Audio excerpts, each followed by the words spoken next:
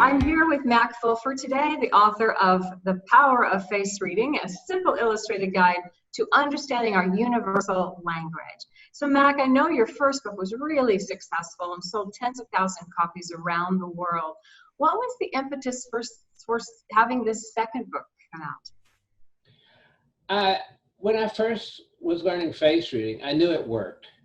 But I was always looking for the scientific basis. I was always wanting to know, why does it work? You know, is this just coincidence, or, you know, is this projection? Or, I mean, every face you read, you know, you read faces too, Brenda. So every face you read, you know, people go, oh my God, that's amazing. How did you do that?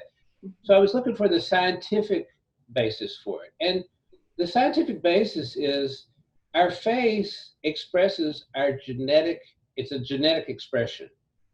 And genes are like the instruction booklets for every single thing about us. But not just how we look, it's also how we think, how we process. And your face is recording that. Your face tells you what genes went into making up the person that you are. And being able to decode that from the features on the face gives you an insight into people that, you know, you've met them 5 minutes and you know them better than their best friend. Mm-hmm. And you talk about genetics and epigenetics in this book. I'd love to understand both more about that. Tell me, I'm fascinated by that. Tell us about that. Well, while your face is a genetic expression, we're not robots. You aren't doomed to always be the way that you were stamped out at birth. You know, we have an ability to change. We have an ability to adapt and evolve. That's one of our strongest features, is to being able to adapt and evolve. Now, when we adapt or evolve to a new circumstance or a new situation, we don't get new genes. What we get is rewiring our brain. Rewiring your brain is epigenetics. And when you rewire your brain, your face also changes. So your face is picking up the epigenetic changes too.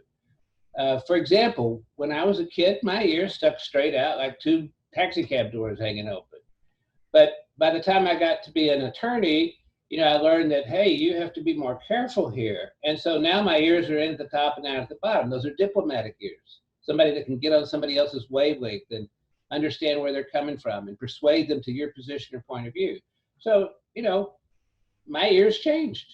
Everything on us is changing all the time. Your baby pictures don't look like your pictures right now. Exactly. So when we go back in life, we can see our baby pictures, how we were as a teenager, as a young adult, and all that's changing based on what you talk about in this book. Absolutely. You know, I've had people who write me back. I offer free face readings for anybody who wants a face reading, but I've had people write me back. It's like, well, you told me more in 5 minutes than my therapist told me in 6 months. So you're sort of cutting to the chase. Right. It's the combination of genetics, the face you're born with, and epigenetics, the impact of, right, how you change and the impact of events on your life.